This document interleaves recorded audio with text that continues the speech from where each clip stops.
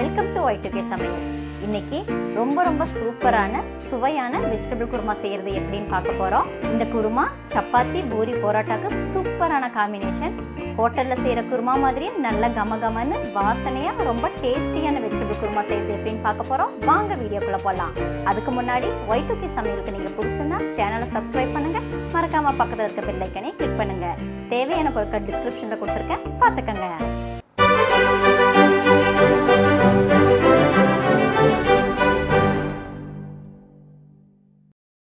இன்றைக்கி இந்த குருமாவை நான் ஒரு பேனில் தான் செய்ய போகிறேன். அதுக்கு ஒரு பேனில் 4 டேபிள் ஸ்பூன் அளவுக்கு எண்ணெய் ஊற்றிக்கலாம். எண்ணெய் நல்லா சூடானதோ அது கூட 1/4 டீஸ்பூன் அளவுக்கு சீரகம், ஒரு பிரியாணி இலை, 4 கிராம்பு, 3 ஏலக்காய், ஒரு துண்டு பட்டை எல்லாத்தையும் போட்டு நல்லா பொரிய விட்டுக்கலாம். எல்லாம் நல்லா பொரிஞ்சதுக்கப்புறம் அது கூட 2 பச்சை மிளகாவை போட்டு நல்லா வதக்கிக்கலாம். பச்சை மிளகாவை சேர்த்திட்டு 1 நிமிஷம் போல் நல்லா வதக்குனதுக்கப்புறம் அது கூட 2 பெரிய வெங்காயத்தை மெலிசாக கட் பண்ணி ஆட் பண்ணிவிட்டு கூடவே கொஞ்சமாக கருவேப்பிலையை சேர்த்து நல்லா வதக்கிக்கலாம். வெங்காயத்தை நம்ம வதக்கும்போது அதோட கலர் நல்லா கோல்டன் ப்ரௌன் ஆகிற வரைக்கும் தொடர்ந்து வதக்கிக்கலாம். பாருங்கள், நல்லா கலர் சேஞ்ச் ஆகிடுச்சு. இந்த ஸ்டேஜில் இது கூட நம்ம பொடியாக கட் பண்ணி வச்சுருக்க 2 தக்காளி சேர்த்து நல்லா வதக்கிக்கலாம். நீங்கள் ஆட் பண்ணுற தக்காளி மீடியம் சைஸாக இருந்தால் 2 தக்காளி ஆட் பண்ணிக்கிங்க. பெருசாக இருந்துச்சுன்னா 1 தக்காளி ஆட் பண்ணிக்கிட்டாலே போதும். தக்காளி சீக்கிரமாக வதங்கணுன்றக்காக அது கூட 1 டீஸ்பூன் அளவுக்கு உப்பு சேர்த்து நல்லா வதக்கிக்கலாம். கூடவே 1/4 டீஸ்பூன் அளவுக்கு மஞ்சத்தூளையும் சேர்த்து நல்லா வதக்கி எடுத்துக்கலாம்.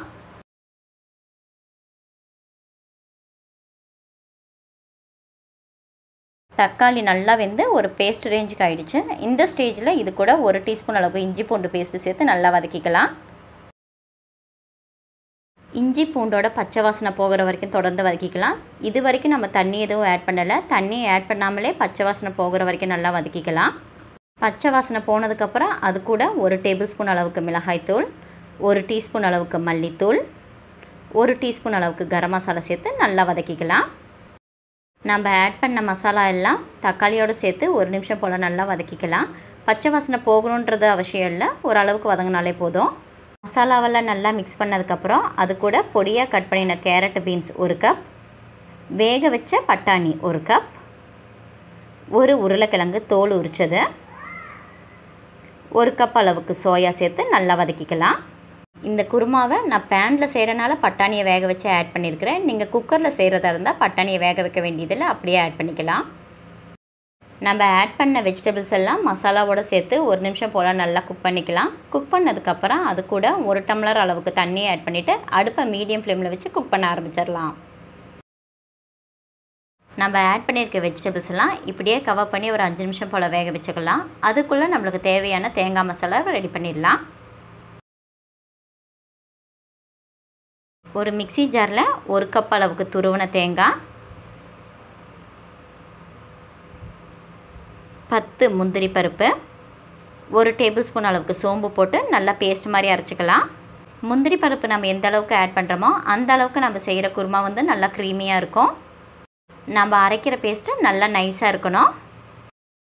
5 நிமிஷம் ஆயிடுச்சு. வெஜிடபிள்ஸும் ஓரளவுக்கு குக் ஆகிடுச்சு.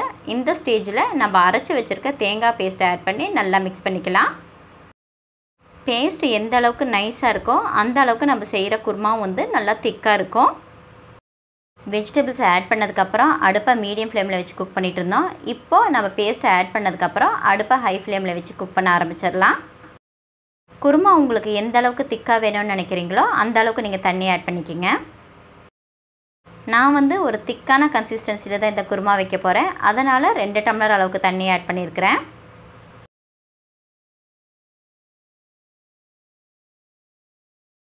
தேவையான அளவு தண்ணி ஆட் பண்ணிவிட்டு குருமாவை ஒரு டைம் மிக்ஸ் பண்ணதுக்கப்புறம் குருமாவுக்கு தேவையான அளவு உப்பு சேர்த்து ஒரு டைம் நல்லா மிக்ஸ் பண்ணிக்கலாம். நம்ம ஆல்ரெடி தக்காளி வேகணுன்றக்காக 1 டீஸ்பூன் அளவுக்கு உப்பு சேர்த்துருக்கோம். இப்போவும் 1 டீஸ்பூன் அளவுக்கு நான் உப்பு சேர்த்து ஒரு டைம் நல்லா மிக்ஸ் பண்ணிவிட்டு இதை கவர் பண்ணி ஒரு 5 நிமிஷம் போல் குக் பண்ண போகிறேன். நம்ம ஆட் பண்ணியிருக்க தேங்காய் மசாலாவோட வாசனை போகிற வரைக்கும் இதை கவர் பண்ணி குக் பண்ணிட்டாலே போதும். 5 நிமிஷம் குக் ஆனதுக்கப்புறம் இது கூட ரொம்பவே முக்கியமான சீக்ரெட்டான இன்க்ரீடியன்ட்ஸான பால் 1/2 டம்ளர் ஆட் பண்ண போகிறோம்.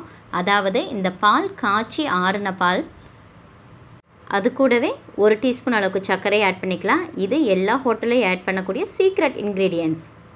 எல்லா ஹோட்டல்லையும் செய்கிற குருமா வந்து ரொம்ப வாசனையாகவும் ரொம்ப டேஸ்டியாகவும் இருக்கிறதுக்கு ரொம்பவே முக்கியமான இன்க்ரீடியன்ட்ஸ், ரொம்பவும் சீக்ரெட்டான இன்க்ரீடியன்ட்ஸ் பாலும் சர்க்கரையும் தான்.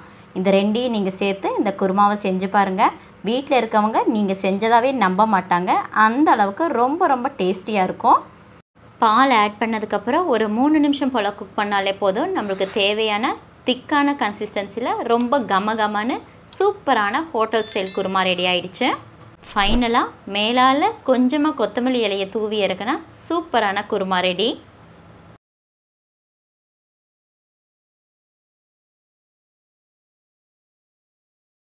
நல்லா ஜம்முன்னு சூப்பரான டேஸ்ட்டில் இருக்கக்கூடிய ரொம்பவே ஈஸியாக செய்யக்கூடிய இந்த குருமாவை நீங்களும் ட்ரை பண்ணி பாருங்கள். என்ன ஃப்ரெண்ட்ஸ், நல்லா கமகமான டேஸ்டியான வெஜிடபிள் குருமா செய்கிறது எப்படின்னு பார்த்தீங்களா? இந்த ரெசிபி உங்களுக்கு பிடிச்சிருந்துச்சுன்னா லைக், ஷேர், கமெண்ட் பண்ணுங்கள். Y2K சமையலுக்கு நீங்கள் புதுசுன்னா சேனலை சப்ஸ்கிரைப் பண்ணுங்கள். மறக்காமல் பக்கத்தில் இருக்க பெல் ஐக்கனை கிளிக் பண்ணுங்கள். மறுபடியும் இன்னொரு ரெசிபியில் பார்க்கலாம். அது வரைக்கும் பாய்.